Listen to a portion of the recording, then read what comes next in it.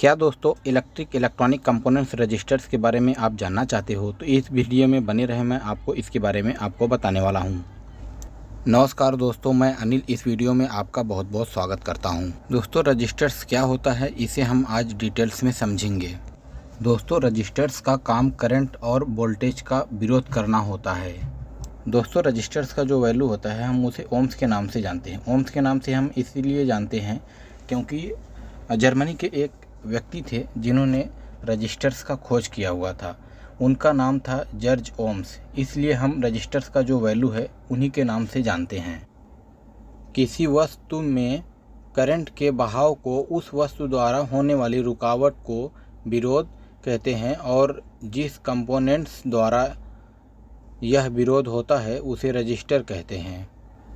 इसे आर से प्रदर्शित किया जाता है और इसको मापने की इकाई यूनिट ओम्स होती है। यह इकाई छोटी होती है, इसलिए इससे बड़ी इकाई किलो ओम और मेगा ओम का भी उपयोग किया जाता है। दोस्तों, स्क्रीन पे जो आपको एक वाइंडिंग वायर्स का रोल्स दिख रहा है, इसमें एक ही वायर बहुत बार लपेटा गया है। इसका जो वायर लपेटा गया है दोस्तों, उसमें स्टार्टिंग और एंड वाला जो पॉइंट है उस पर अगर मल्टीमीटर को ओम्स पे रख के मापें तो उसमें कुछ ना कुछ आपको वैल्यू दिखाई देगी। वो जो वैल्यू दिखाई देगी दोस्तों उसी को कहते हैं ओम्स। कुछ इस तरह से, जैसे कि मैंने एक कॉइल लिया हुआ है और एक मल्टीमीटर को मैंने ओम्स में रखा है और कॉइल का ओम्स चेक किया है। 127.9 ओम्स दिख रहा है।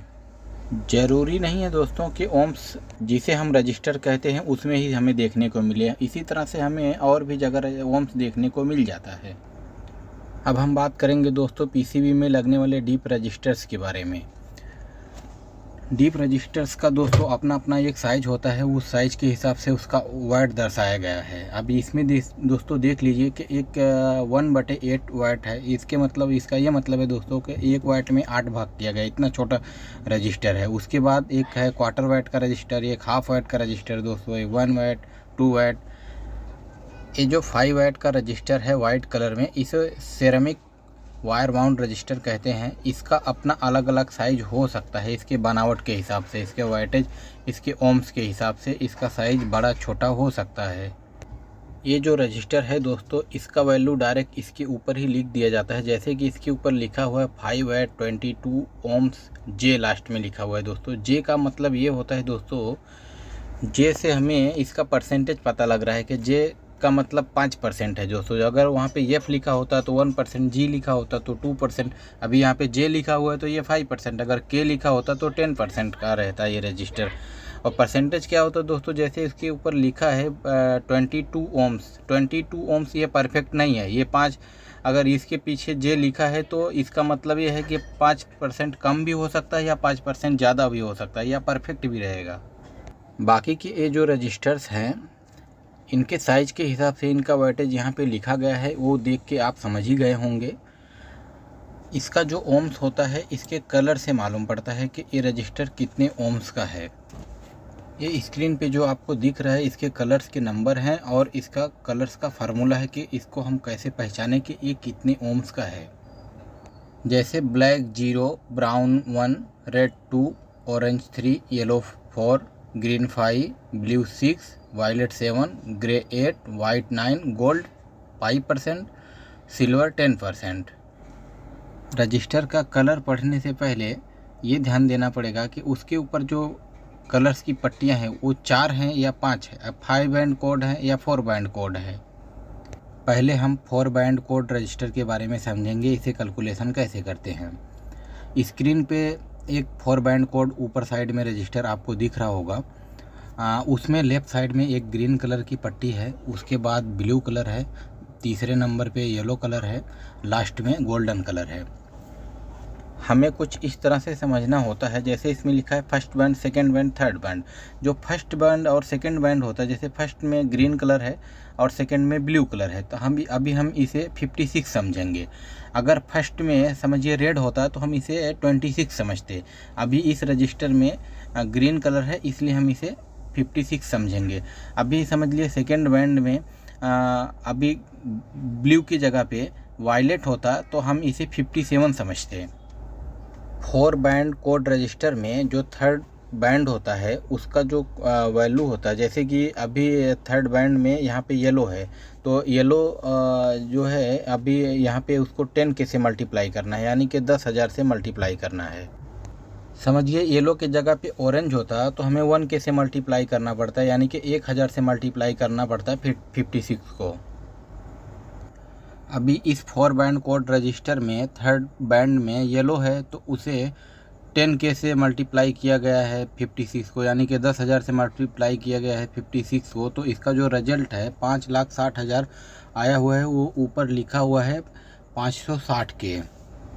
इस कैलकुलेशन फार्मूला में ध्यान रखने वाली बात यह है कि जो थर्ड बैंड है उसमें अगर समझो थर्ड में ब्लैक है तो उसे 1 से मल्टीप्लाई करना है, अगर ब्राउन है तो 10 से मल्टीप्लाई करना है, रेड है तो 100 से मल्टीप्लाई करना है। ये ध्यान में रखना पड़ेगा।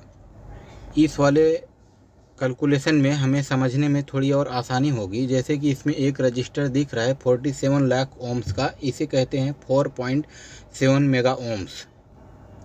अभी इसमें ये समझाया गया है, जैसे इस रजिस्टर में फर्स्ट बैंड में येलो है उसका नंबर है 4, सेकेंड बैंड में वायलेट है उसका नंबर है 7 और थर्ड बैंड में ग्रीन है उसका नंबर है 5। तो यहाँ पे ये बताया गया है कि जैसे फर्स्ट में येलो है, सेकेंड में वायलेट, तो ये हो गया 47। जो थर्ड बैंड में ग्रीन है वो उसे क्या करना है, जब ग्रीन का नंबर है 5 तो वहाँ पे 5 जीरो लगा दे, जैसे 47 के बाद 5 जीरो लगा देना है। अभी ये रजिस्टर में थर्ड बैंड में ग्रीन कलर है तो यहाँ पे 5 जीरो लगाने के लिए बोला गया है। मान लीजिए यहाँ पे थर्ड बैंड में अगर ब्लैक कलर होता तो वहाँ पे कोई भी जीरो नहीं लगाना रहता, तो ये रजिस्टर ओनली 47 ओम्स का होता। और अगर थर्ड बैंड में ब्राउन कलर होता तो वहाँ पे 1 जीरो लगाने की ज़रूरत होती, तो ये रजिस्टर 470 ओम्स का होता। और थर्ड बैंड में अगर रेड कलर होता तो यह रजिस्टर 4700 ओम्स का होता। लास्ट का जो कलर है उससे हमें परसेंटेज पता लगता है कि एक कितना परसेंटेज प्लस माइनस होगा। जैसे कि मान लीजिए कि एक रजिस्टर 100 ओम्स का है तो वहाँ पे लास्ट में जो लास्ट का जो कलर है वो ब्राउन है, तो उससे ये पता लगेगा कि ये रजिस्टर 1% प्लस माइनस हो सकता है। अगर वहाँ पे मान लीजिए सिल्वर है तो हमें ये पता लगेगा कि ये रजिस्टर 10% प्लस माइनस हो सकता है।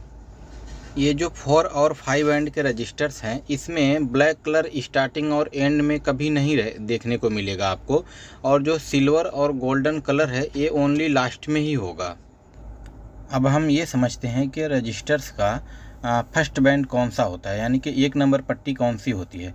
मान लीजिए आपके हाथ में एक रजिस्टर है, उसमें एक लास्ट वाला जो कलर है वो सिल्वर या गोल्डन है, तो आपको समझ जाना है कि इसका लास्ट वाला बैंड है, मतलब ये इसका लास्ट बैंड है, तो उसके अपोजिट साइड से आपको फर्स्ट बैंड समझना है।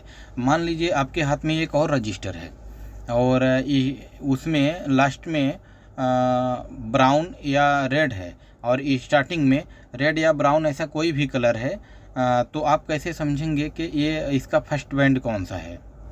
ये जो स्क्रीन पे आपको 4 बैंड कोड रजिस्टर दिख रहा है उसमें ग्रीन, ब्लू, येलो, ये तीनों कलर आपस में नज़दीक हैं, और जो गोल्डन कलर है वो थोड़ा दूर है, तो इससे हमें ये समझना है कि वो जो दूर है वो उस लास्ट वाला बैंड है।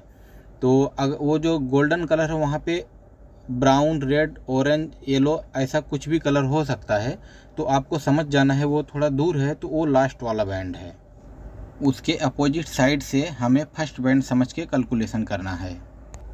ये जो 5 ओम्स का रजिस्टर आपको दिख रहा है, इसको छोड़ के बाकी के जो रजिस्टर्स हैं इसे कार्बन फिल्म या फिर मेटल फिल्म रजिस्टर कहते हैं। जिन रजिस्टर्स के बारे में मैंने आपको बताया अभी, उनका सिंबल कुछ इस तरह से होता है और ओम्स का सिंबल कुछ इस तरह से। अब हम 5 बैंड वाले रजिस्टर के बारे में समझेंगे कि इसे कैलकुलेशन कैसे किया जाता है।